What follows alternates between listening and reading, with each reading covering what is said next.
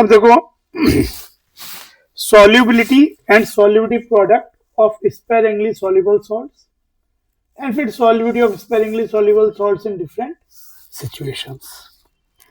पहले तो सॉल्ट जो होते हैं उसे हम तीन कैटेगरी में डिवाइड करते हैं, soluble salts, partially soluble and sparingly soluble. अगर कोई सॉल्ट, पहले सॉल्युबिलिटी क्या होती है, how we define solubility of a salt, तो सॉल्युबिलिटी हम डिफाइन करते हैं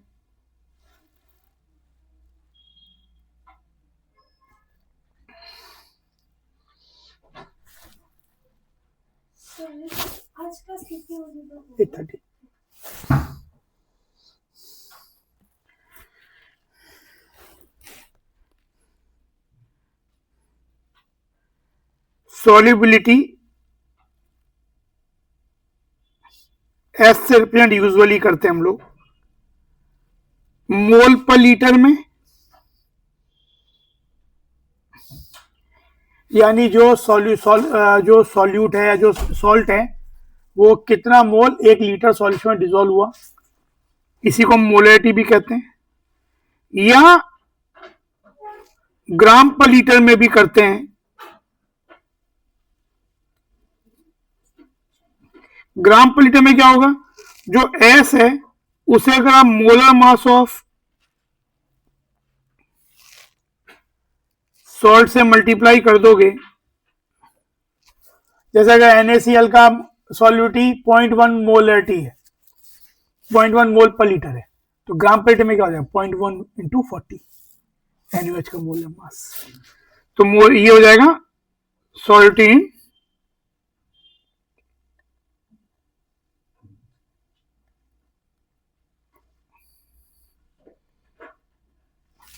अब सॉल्युबिलिटी होता क्या है, it is the maximum amount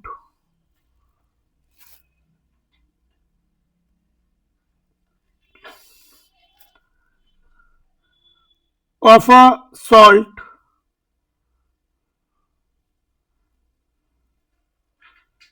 which can be dissolved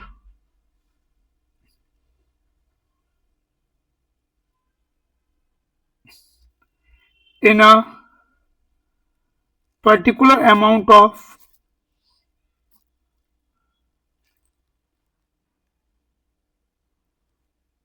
solvent at a particular temperature.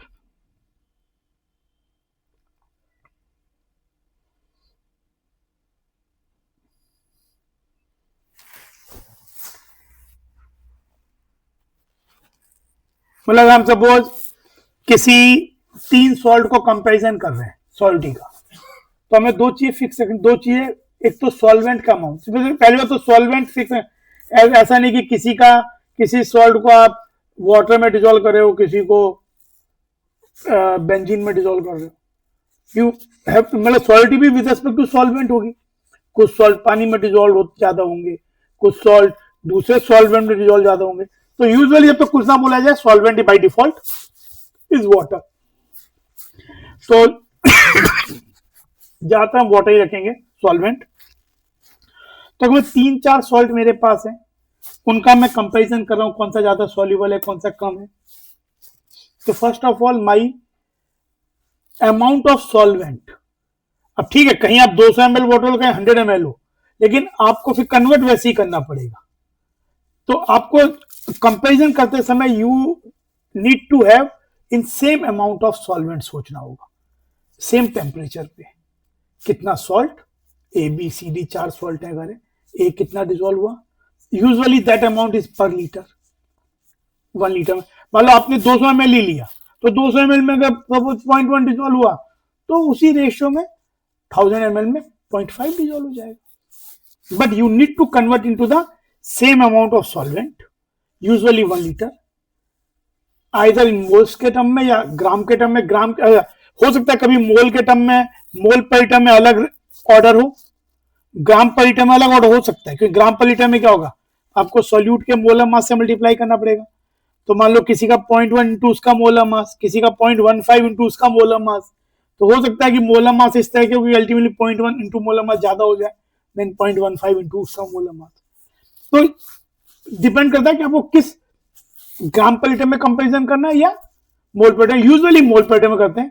तो अगर आपने एक सेम यूनिट लिया, सेम अमाउंट ऑफ सॉल्वेंट लिया, सेम टेम्परेचर लिया, तो जो जितना ज्यादा डिजोल्व होगा वो ज्यादा सॉल्युबल है।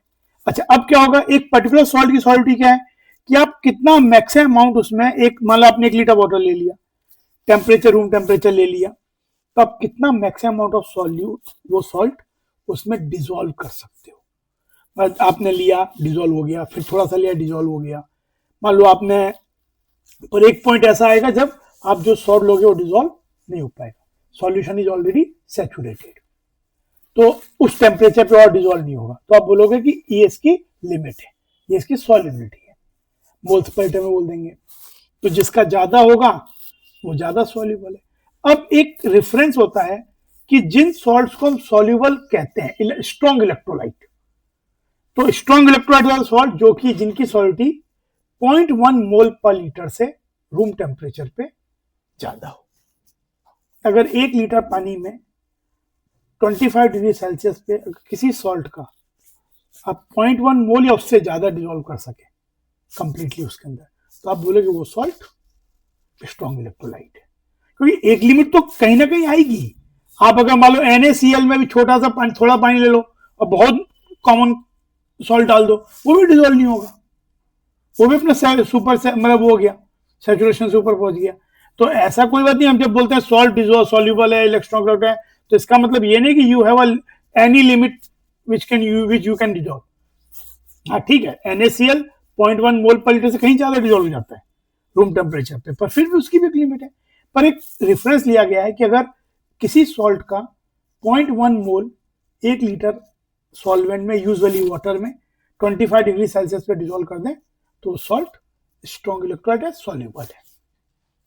अगर ये वाली वैल्यू 0.1 से 0.01 के बीच में हो तो पार्शियली सॉल्युबल है, 0.1 से कम हो, 0.01 से ज्यादा हो, और 0.01 से भी अगर कम हो, if you are not able to dissolve in 1 liter water at 25 degrees Celsius, even 0.01 moles of that solute salt या उससे भी कम, यूजुअली स्पेरिंगली सॉल्युबल उससे भी कम होती है, पर अगर 0.01 से कम है तो आप बोल सकते हो सॉल्ट इनसॉल्युबल है।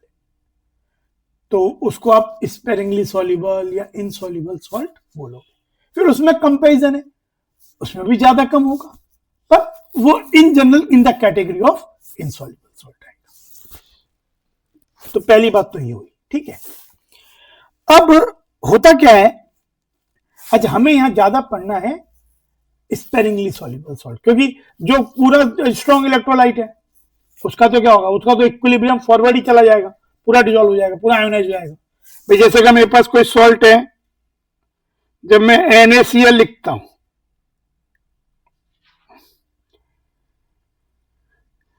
पानी सॉल्वेंट है इसमें, तो Na प्लस बना एक्वस, पानी ने इसको हाइड्रेट कर दिया, सॉल्वेट कर दिया, और Cl माइनस, इस स्ट्रॉन्ग इलेक्ट्रॉन इसका कंसंट्रेशन C है मान लो, तो स्ट्रॉन्ग इलेक्ट्रोलाइट अगर तो ये भी C बन जाएगा, ये भी C बन जाएगा, लेकिन और C की वैल्यू जो भी है ये 0.1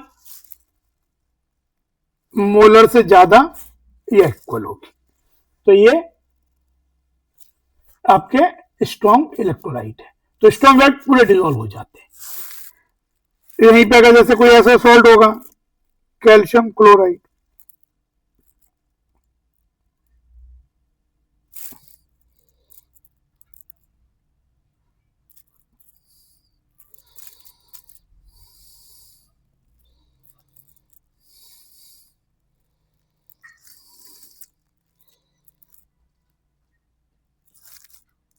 ऐसा बन जाएगा C और 2C। पर जो स्पेरिंगली सॉल्युबल सॉल्ट होते हैं, जो कि इक्विलिब्रियम सेटअप करते हैं, जैसे आपके पास AgCl है, मान लो AgCl, AgB, ReJ, इनको प्रेसिपिटेट मानते हैं। आपने पानी में लिया,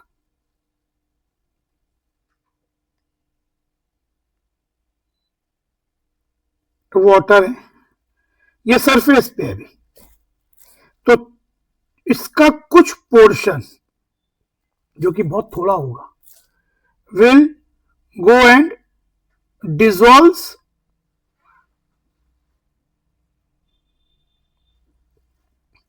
जैसे ये, तो मान लो इसका S मोल पर लीटर डिसॉल्व हो गया।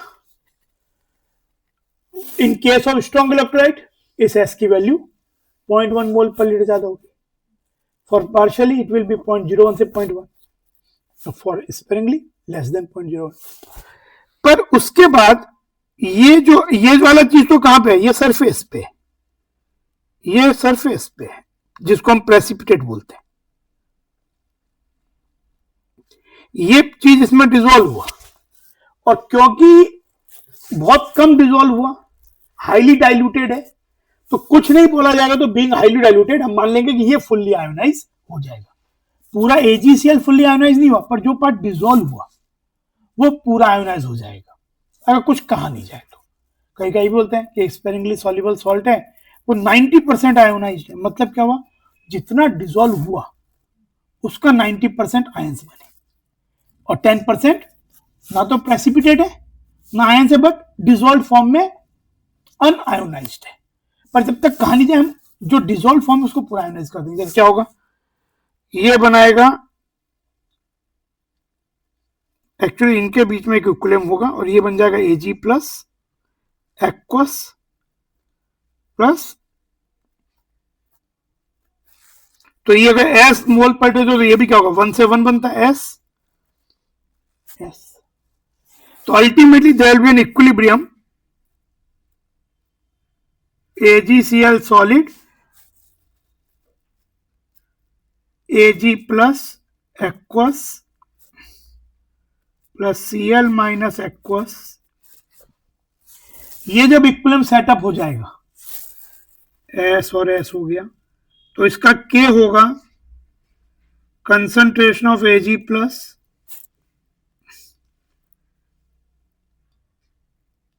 By concentration of AgCl।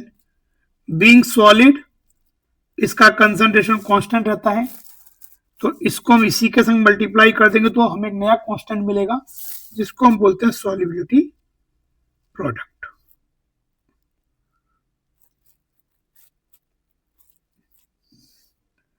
Solubility product of the salt, Ag plus Cl minus, इसकी भी यूनिट वेरिएबल होती है, यहां हो जाएगी मोलर स्क्वायर, मोल पर लीटर स्क्वायर। एक पर्टिकुलर सॉल्ट का KSP का वैल्यू एक पर्टिकुलर टेम्परेचर पे फिक्स रहता है। जैसे इक्विलिब्रियम कांस्टेंट नहीं चेंज होता, ऐसे भी चेंज होता है, भी इक्विलिब्रियम कांस्टेंट की तरह ही है। तो अगर ये इक्विलिब्रियम सेटअप हो गया कि ये जो कंसंट्रेशंस हैं सॉल्यूशन में, और ये इनका प्रोडक्ट KSP के बराबर हो गया, तो ये इसको बोलते हैं at saturation. This is known as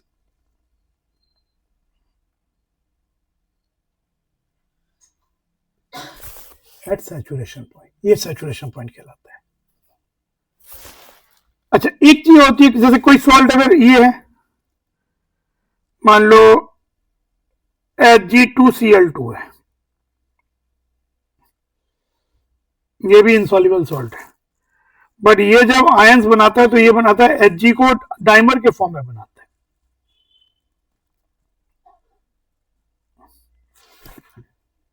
to Hg plus नहीं लिखना है, 2Hg प्लस एक्सप्रेशन बदल जाएगा, तो that will give the wrong result. ये डाइमर के फॉर्म में आता है Hg2 2 प्लस। तो अगर इसकी सॉल्टी S है तो S, ये क्या बनेगा 2S, तो इसका KSP हो जाएगा, KSP का expression Hg2 2 plus concern Cl minus का स्क्वायर, और in the terms of S क्या हो जाएगा, S 2S का, इसका कितना कितना है 2S यूनिट मोल पर क्यूब, तो ये हो जाएगा 4। अगर मुझे KSP दिया हुआ है तो आई कैन फाइंड S, ये हो गया मोल पर लीटर में। Hg2Cl2 के मोलर मास से मल्टीप्लाई कर दो तो ग्राम पर लीटर में। कोई पूछे what is the concentration Hg2 plus ion, Hg2 2 plus ion S, what है कंसंट्रेशन Cl माइनस 2S, तो ये सब चीजें आ गई। KSP दिया हो तो ये निकाल सकते हैं, ये दिया हो तो KSP निकाल सकते हैं, इस तरीके से। और किसी सॉल्ट का एक, जैसे वहां पे हमने इक्विलिब्रियम में रिएक्शन कोएफिशिएंट करके चीज पढ़ी थी, यहां पे इन सॉल्ट के लिए वही चीज है, और उस टर्म को बोलते हैं आयोनिक प्रोडक्ट। जैसे आयोनिक प्रोडक्ट